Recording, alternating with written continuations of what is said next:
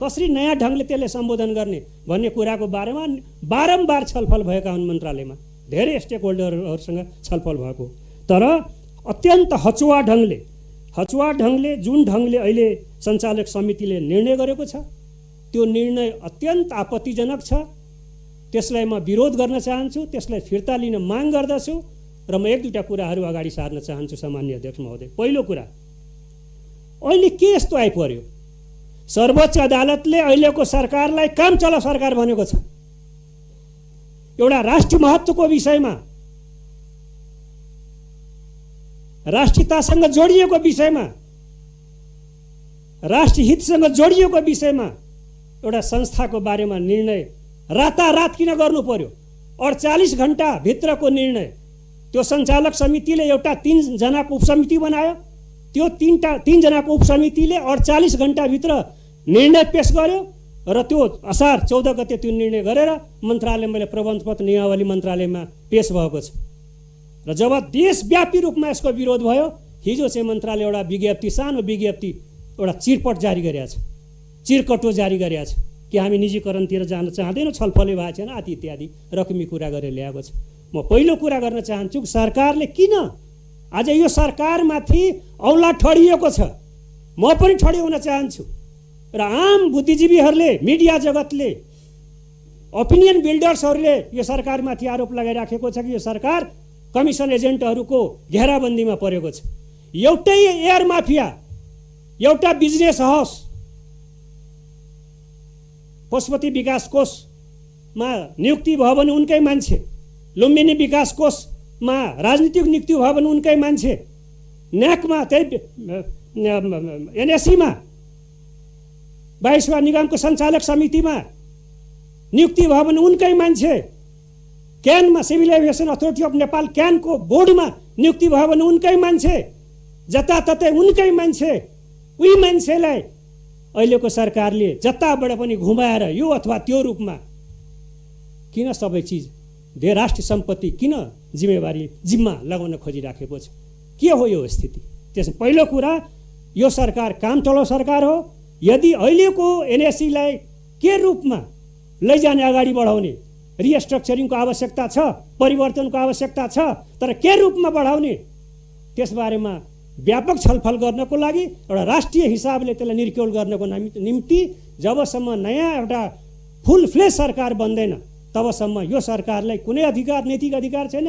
यो सरकार त्यसमा पहल नगरोस् भन्ने पहिलो मेरो माग हो।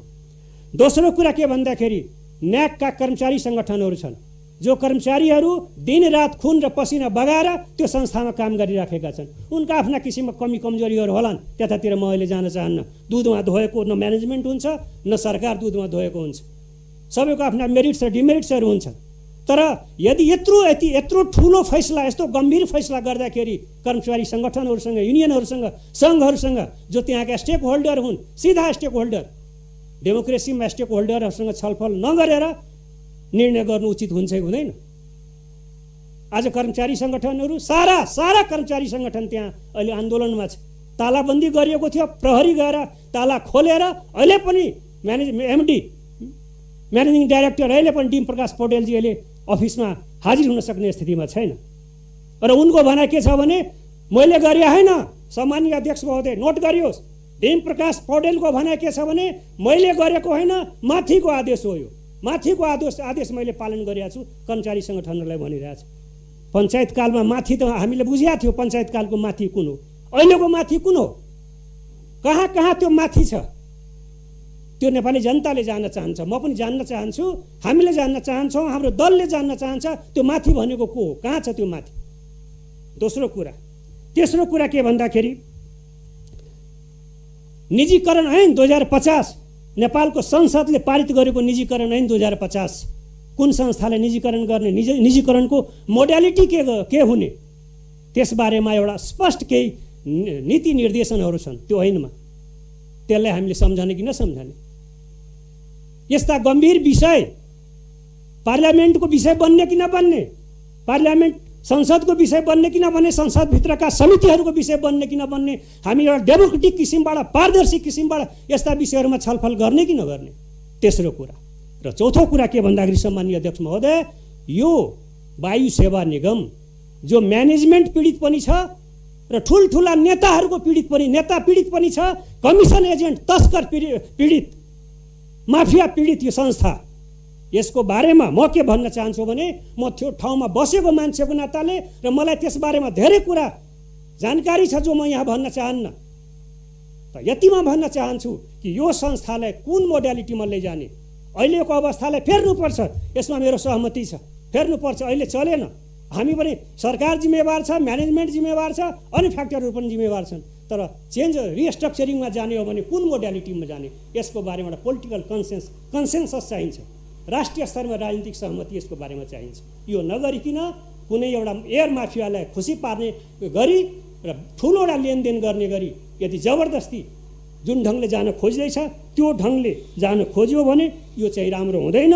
अहिले जुन ढङ्गले यो चाहिँ 30% विदेशी कम्पनीले 30%, 14% नेपाली हवाई सेवा वा पर्यटन तथा सर्वसाधारण समूहलाई, 5% निगमका कर्मचारी वर्तमान र भूपुलाई र 51% संस्थापक तथा संस्थापक समूहको सेयर खरिद गर्ने सेयर धनीहरूलाई दिने भन्ने जुन छ, त्यसमा रिथिङ्क होस्, बहस होस् र के गर्ने एउटा पोलिटिकल कन्सेन्ससको आधारमा निर्क्योल गर्ने कुरा होस्। एकल काँटे रूपमा गइयो भने राष्ट्रलाई ठुलो क्षति हुन्छ, राष्ट्रघात हुन्छ, राष्ट्रमाथि धोखाधडी हुन्छ।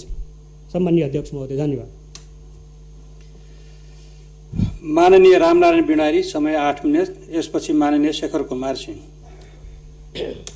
अध्यक्ष महोदय, बोल्नको निम्ति यहाँ आएको, धान रोप्न आएको पनि होइन, मकै गोड्न यहाँ आउने नि होइन, कारखाना चलाउन आएको पनि होइन। किन बोलिस्, कस्तो बोलिस् इत्यादि कुराहरूको बारेमा यो सदन बोली चाली गर्न, कुरा आफ्ना राख्न, वैचारिक रूपमा कुरा भन्न आएको हो। त्यसैले घरमुली बेठिक भयो भने घर बिग्रिन्छ, देशको प्रमुख बेठिक भयो भने सारा देशले दुःख पाउँछ। प्रधानमन्त्री बेठिक भयो भने संसदले मात्र होइन सबैले दुःख पाउँछन्।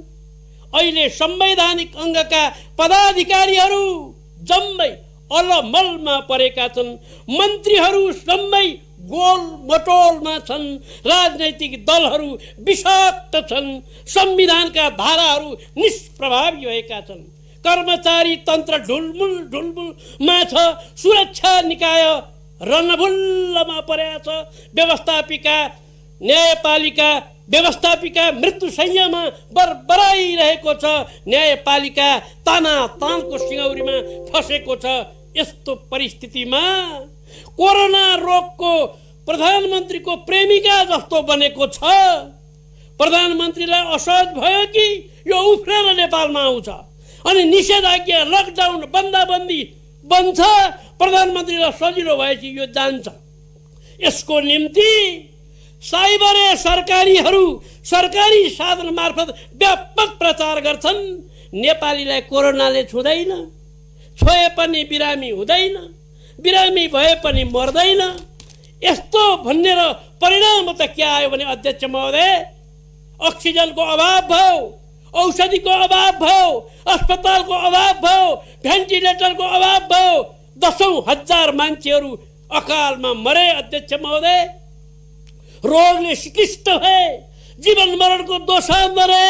यही मौका छोपेर संविधानमा मार हानियो, सुनवाई गर्नै नपर्ने, 2 जना कुनामा बसेर संवैधानिक परिषदको निर्णय चलाउने, संसद र सांसद देख्नै नहुने, विघटन र अधिवेशन अन्त्य गरिदिइहाल्ने, यस्तो प्रकारको हुन गयो। अध्यक्ष महोदय, दलीय निर्णय नचाहिने केही धाराहरू छन्। धारा 111 विधेयक पारित गर्ने सम्बन्धमा, महाभियोग सम्बन्धमा, विशेषाधिकार प्रयोग गर्ने धारा 103 सम्बन्धमा, नियमावली बनाउने सम्बन्धमा, अध्यादेशलाई स्वीकार गर्ने र अस्वीकार गर्ने सम्बन्धमा व्हिप लाग्दैन। व्हिप लाग्छ केमा?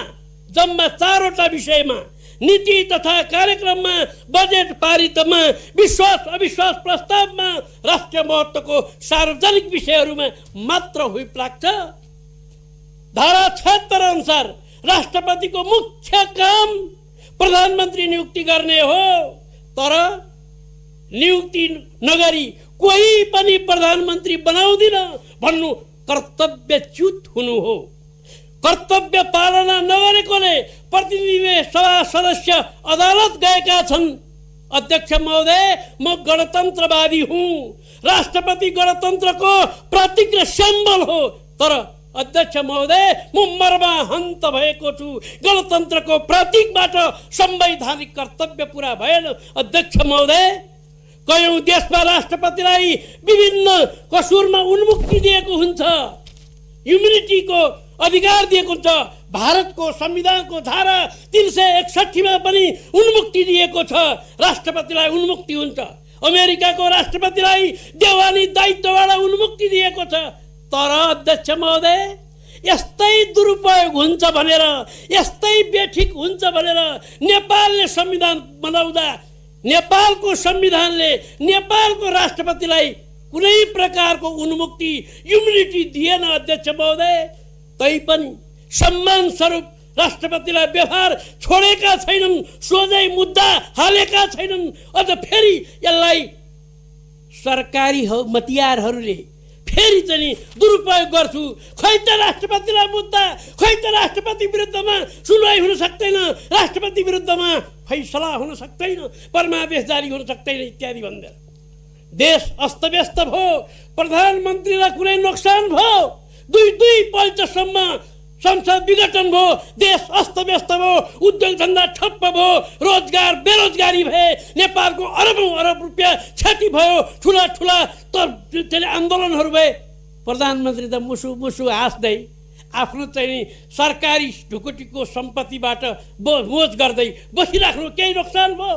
त्यसकारणले यता विचार गर्नु पर्यो। जो प्रधानमन्त्रीले छोए हाम्रो संविधानको धारा, त्यो संविधानको धाराको रंग स्वाद गन्ध सबै हरायो। अध्यक्ष महोदय, हातले भुइँमा बलपूर्वक काम गर्नेहरू, अन्न र खाद्यका डङ्गुर फलाउनेहरू, वैचारिक स्वतन्त्रताको अभ्यास गर्नेहरू, सामाजिक परिवर्तनका लागि ज्यान अर्पण गर्ने नारीहरू आज गुहार गुहार भनेर चित्कार गरिरहेका छन्। तर नेपाल नामको सरकारले यो सुन्दैन। अध्यक्ष महोदय, त्यसो भएको हुनाले संसदीय सुनवाई अनिवार्य थियो।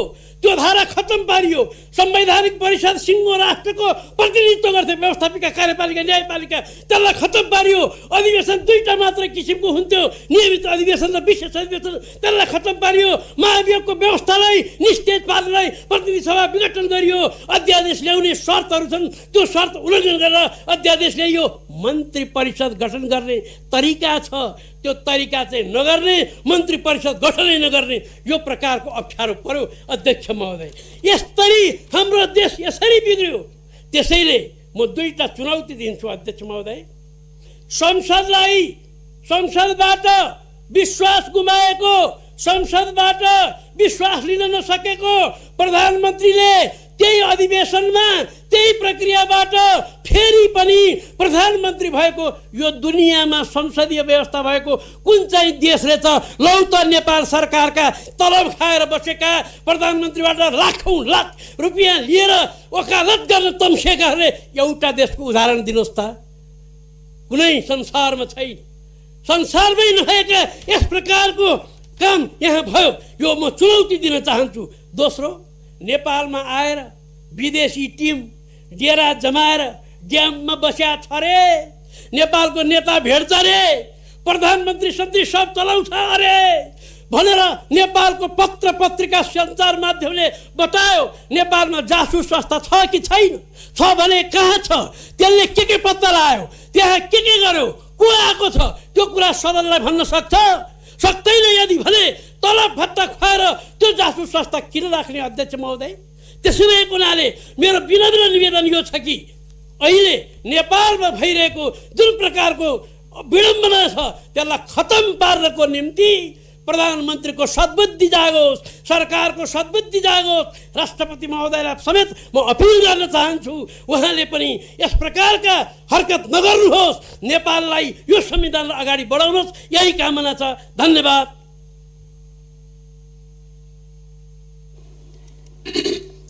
माननीय शेखर कुमार सिंह, समय 7 मिनट। यसपछि मान्य इन्दु कडेरिया।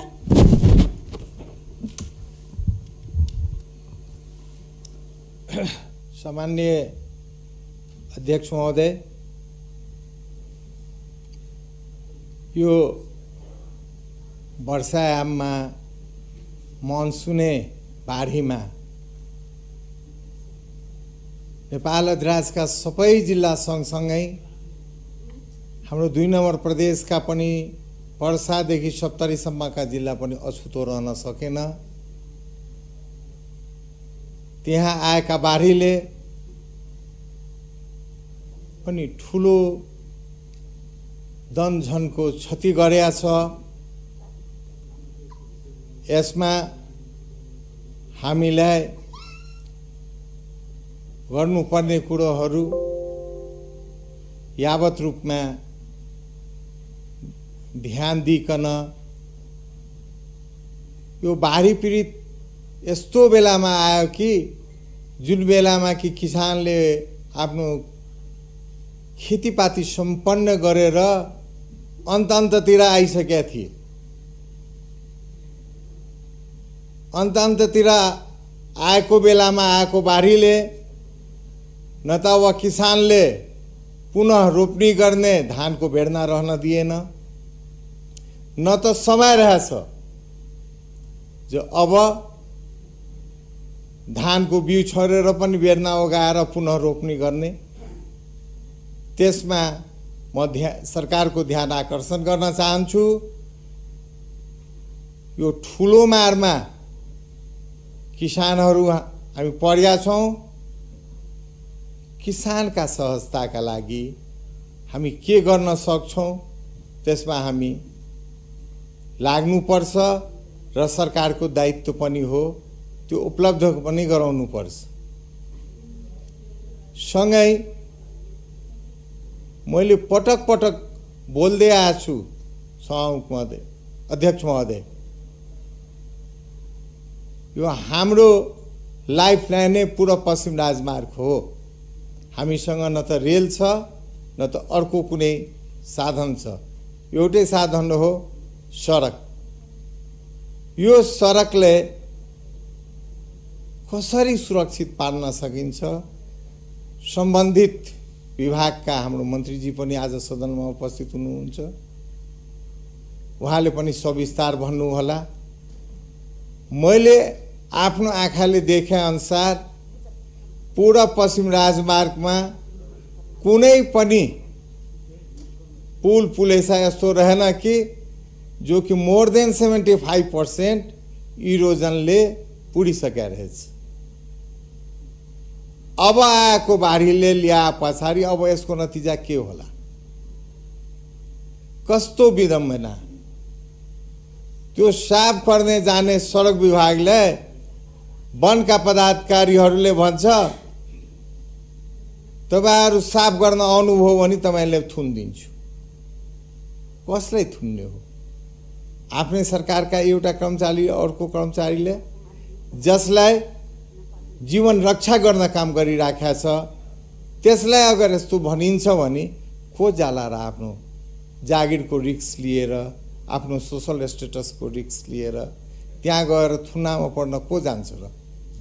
अध्यक्ष महोदय, यसैलाई यसमा गम्भीरतापूर्वक विचार गरी भएका जति पनि पुल पुलेसा रहेछन् त्यसलाई यावत रूपमा यथाशीघ्र यसमा सुव्यवस्था गरेर रिचैनलाइजेसन गरियोस् जो कि यो मारबाट हामी बच्न पाऊँ। तेस्रो कुरो,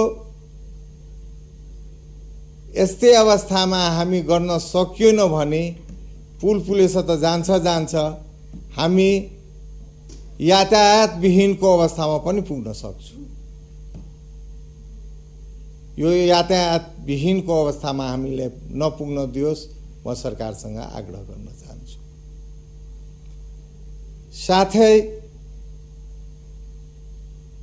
अहिलेसम्म मैले पनि अलि होइन, मैले गम्भीरता साथ विचार गर्दाखेरि हाम्रो राष्ट्रिय शिक्षा नीति जबसम्म यो शिक्षाको व्यापकता र विषयगत शिक्षा लाई जोड नदिकन संसारका धेरै मुलुकहरू त राष्ट्रिय ऋण उठाएर युनिभर्सिटी बनाएर उम्केको मुलुक हामी सिङ्गापुर धेरै टाढा नगए पनि सिङ्गापुर नेसनल इन्स्टिट्युट अफ एजुकेसनले प्रमाणै लिन सकिन्छ। त्यति मात्रै होइन, अरू राष्ट्रहरू पनि आफ्ना जीडीपीका 20 देखि 25% लगाएर शिक्षालाई स्तरीय शिक्षा दिएर व्यावसायिक शिक्षा दिएर हामी माथि लगेका छौँ। तर हामीले अगर शिक्षालाई उच्च स्तरीय शिक्षाको जबसम्म पूर्ण रूपेण व्यवस्थापन गर्न सक्दैनौँ, हामी ट्रायलमै भएका शिक्षा पनि गुमाएका छौँ। नयाँ शिक्षा नीति लिएरदेखि आजसम्म अब समग्र राष्ट्र मिलेर एउटा राष्ट्रिय शिक्षा योजनाको तहत एउटा राष्ट्रिय शिक्षा योजना तहत शिक्षा नीति बनाएर अगाडि बढ्नुपर्छ। यो पनि मेरो माग हो। यसमा राज्यले सबल रूपबाट राष्ट्रिय शिक्षा नीतिको उत्थान गरेर सम्पूर्ण नेपालीलाई शिक्षित हामी भइदियौँ भने हामीलाई धेरै थोक त्यसै पनि आइपुग्छ र यो मुलुकको अधिकतमदेखि अधिकतम राशि शिक्षाको नाममा बाँड्ने गरेका छ। त्यसलाई पनि अविलम्ब रोका राखी हाम्रै मुलुकमा उच्च शिक्षाहरू स्वास्थ्यमा इन्जिनियरिङ सेवाहरूमा दिनलाई सुव्यवस्था गरियोस्। यति माग गर्दै आफ्नो 2 शब्द यही अन्त गर्छु। धन्यवाद।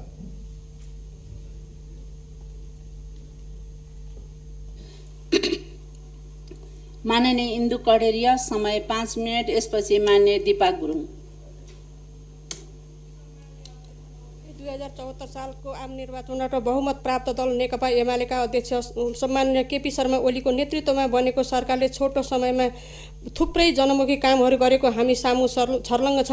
भूकम्पबाट भत्किएका र थलिएका संरचनाले अनुभूत गर्ने गरी मर्मत सम्हार भइरहेको छ र कति राष्ट्रिय गौरवका योजना धमाधम बनिरहेका छन् र कति निर्माणको चरणमा छन्, कति बनिसकेका छन्। सम्माननीय अध्यक्ष महोदय, थुप्रै विकास निर्माणले गति लिइरहेका बेला काठमाडौँको मुटुमा रहेको धरहरा निर्माण होस् वा थानकोट 9 विषय सुरुङ मार्ग द्रुत गतिमा भइरहेको काम होस् वा माथिल्लो तामाकोशी परियोजना होस्, के यी केपी शर्मा ओलीको नेतृत्वमा बनेका सरकारको पालामा बनेका विकास निर्माणको काम होइन र? सम्माननीय अध्यक्ष महोदय, प्रधानमन्त्रीको नेतृत्वमा बनेको सरकारले नेपालमा विकासले गति लिइरहँदा जनतामा उत्साह छाएको थियो। विदेशमा श्रम बेचिरहेका युवाहरू श्रम अब नेपालमा स्थायी सरकार छ, अब स्वदेशमा नै आफ्नो व्यवसाय गर्न सकिन्छ भन्दै निकै उत्साहित देखिन्थे। 2.5 वर्षको अवधिमा विकासले निकै फड्को मारिसकेको थियो। थुप्रै पूर्वाधारहरू निर्माण भइसकेका थिए, राजनीतिक स्थिरताको अनुभूति भइसकेको थियो। अझै लिपुलेख कालापानी समितिको चुच्चे नक्सा सदनबाट भारी मतले अनुमोदन हुँदा छुट्टै रौनक छाएको थियो। प्रधानमन्त्रीको देश विकासको अभियानलाई नरुचाउनेहरूबाट सपना देख्न थालियो। कोही राष्ट्रपति हुने सपना देखियो, कोही प्रधानमन्त्री हुने सपना देखियो, कोही पार्टीको अध्यक्ष हुने सपना देखियो। तर झापादेखि महाकालीसम्म घुमेको भूमि फिर्ता ल्याउने सपना देखिएन। राष्ट्रिय गौरवको आयोजना हुलाकी राजमार्ग निर्माणमा अवरोध पुर्याउने भारतीय एसओसीसँग वार्ताको माध्यमबाट आयोजनालाई सुचारू गर्ने सपना देखिएन। खाडी र भारतका गल्लीहरूमा आफ्नो सस्तो श्रम बेचिरहेका युवाहरूलाई नेपालमै रोजगारी सिर्जना गर्ने सपना देखिएन। प्रधानमन्त्री र सरकारको आलोचनामा सम्पूर्ण ध्यान लगाउन थालियो, तसर्थ देशलाई अस्थिरतातर्फ धकेल्ने कामको सुरुवात भयो। झन्डै 2 वर्षको 2/3 सरकारलाई असफल बनाई प्रतिनिधि सभा विघटन गर्ने बाध्यात्मक परिस्थिति सिर्जना भयो र प्रजातन्त्रकै खिल्ली उडाउने काम भयो। सम्माननीय अध्यक्ष महोदय, कोभिड-19 को महामारी र हालै विकसित राजनीतिक अस्थिरतासँगै सिङ्गो सुदूरपश्चिम प्रदेश रोग र भोकसँग लडिरहेको छ। परिवार पाल्नका लागि सुदूरपश्चिमका पहाडी जिल्लाबाट दैनिक हजारौंको संख्यामा भारत जाने गर्दछन्। दार्चुलाको धारचुला नाका, बैतडीको झुलाघाट, कञ्चनपुरको गड्डा चौकी र कैलालीको त्रिनगर भन्सार नाकाबाट महिलाहरू समेत दुधे बच्चा बोकेर स्कुले बच्चा डोर्याउँदै भारत प्रवेश गरिरहेकाहरूको कहाली लाग्दो दृश्य देखिन्छ। म अध्यक्ष मार्फत सरकारको ध्यान आकर्षण गराउन चाहन्छु कि किन सङ्घीयता र गणतन्त्रको कार्यान्वयन हुँदा पनि सुपका जनताको पीडा उस्तै छ, गरिब जिउका तिउँ छन्, गरिबी निवारण र कोभिड-19 को नियन्त्रणमा पर्याप्त ध्यान दियोस् भनी म अध्यक्ष मार्फत सरकारको ध्यान आकर्षण गराउन चाहन्छु। गरिबी र भोगमा रहेकाहरूमा कोभिड-19 को जोखिम झन बढी हुने भएकाले सुदूरपश्चिम प्रदेशलाई पहिलो प्राथमिकतामा राखेर भ्याक्सिनको सहज उपलब्धता गराउन पनि सरकारको ध्यान आकर्षण गराउन चाहन्छु। सम्माननीय अध्यक्ष महोदय, म सुदूरपश्चिमको कञ्चनपुर जिल्लाबाट यस सम्मानित सभामा प्रतिनिधित्व गर्ने सदस्य हुँ र म आज सुदूरपश्चिम लगायत देशमा बढिरहेको महिला हिंसा र बलात्कारको विषयमा पनि सरकारको ध्यान आकर्षण गराउन चाहन्छु। सम्माननीय अध्यक्ष महोदय, निर्मला पन्त, माया विक, कविता विष्ट, सम्झना कामी, भागीरथी भट्ट, अस्मिता धामी बलात्कारपछि मारिएका सुदूरपश्चिमका चेलीहरू हुन्। कैलालीमा 10 वर्षीय बालिका आफ्नै बाबुबाट बलात्कारपछि मारिएको कहाली लाग्दो घटना सार्वजनिक भइरहेको छ। त्यस्तै केही दिन अघि मात्र चितवनकी 23 वर्षीय सुजिता भण्डारी बेपत्ता भएको र 10 दिनपछि जङ्गलमा मृत भेटिन्। यी केही प्रतिनिधि घटना मात्र हुन्। अझै कोभिड-19 र लकडाउनको समयमा बलात्कार र महिला हिंसाका घटना बढिरहेको प्रहरीको तथ्याङ्कले देखाउँछ। सम्मान्य अध्यक्ष महोदय, न्याय सरकारको प्राथमिक जिम्मेवारी हो, तर बलात्कार महिला हिंसाका घटनामा न्याय पाउन सजिलो छैन। जब महिला हिंसा र बलात्कारपछि ज्यानै लिने घटना हुन्छ, त्यसपछि पीडितका आफन्त र अधिकारकर्मी प्रहरी प्रशासन घेर्न जानुपर्ने अवस्था छ। प्रहरीले जाहेरी लिन नमान्ने, पीडकको दबावमा परेर घटनाको अनुसन्धानमा फितलो बनाउने, प्रमाण नष्ट पार्ने र अपराधी फरार हुने वा फरार गराइएको अवस्था पनि छ। अझै कतिपय जिल्लाका स्थानीय जनप्रतिनिधि एवं नेता कार्यकर्ताको रोहबरमा बलात्कारका घटनामा मिलापत्र समेत गर्ने गरिएको छ। सम्माननीय अध्यक्ष महोदय, पीडकलाई हदैसम्मको सजाय र पीडितको न्यायमा पहुँच पुग्ने गरी प्रहरी सेवा र न्याय प्रणाली छिटो र छरितो बनाउन म अध्यक्ष मार्फत सरकारको ध्यान आकर्षण गराउन चाहन्छु। धन्यवाद।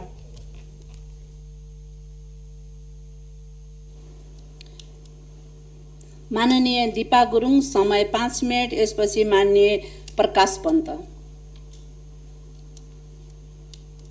माननीय अध्यक्ष महोदय, सर्वप्रथम कोभिड-19बाट मृत्यु हुने र बाढी पीडितबाट मृत्यु हुने र घाइते हुनेहरूलाई भावपूर्ण श्रद्धाञ्जली साथै शीघ्र स्वास्थ्य लाभको कामना गर्दछु। अध्यक्ष महोदय, सुन्दर देश नेपाललाई विश्वव्यापी महामारी कोभिड-19ले आक्रान्त बनाएको छ। यसले कुनै जात, धर्म, लिङ्ग भनेको छैन। यसले गरिब धनी भनेको छैन।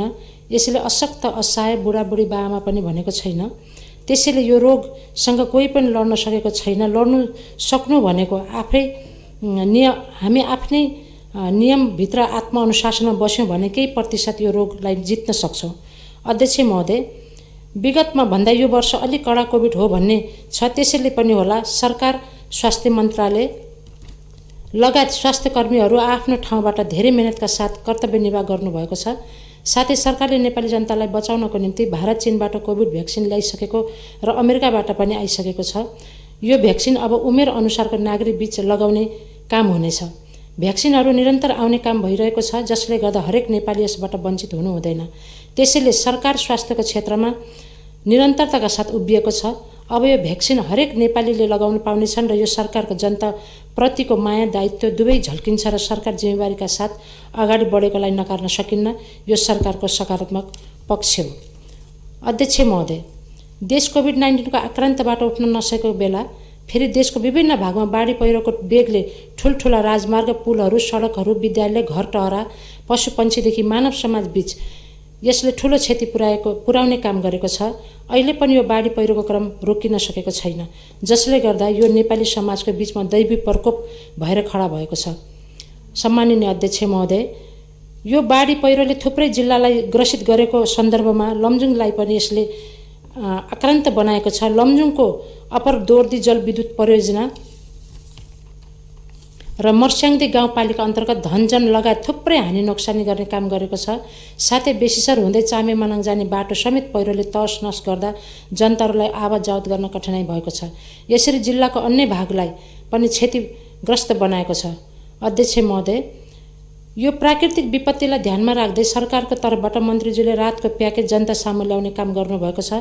बाटो सडकहरूलाई पनि खुलाउने काममा निरन्तरता का साथ सरकार लागि परेको छ। हिमाल, पहाड, तराई बीच नियम अनुसार आफ्नो प्याकेजलाई अगाडि बढाउने योजना सरकारको सकारात्मक निर्णय हो।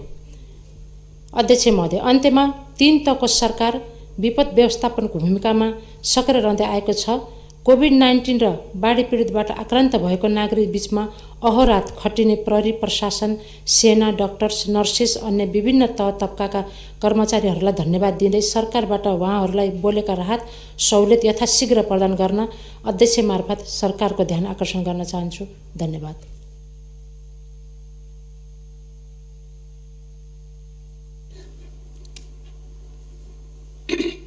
माननीय प्रकाश पन्त, समय 6 मिनेट।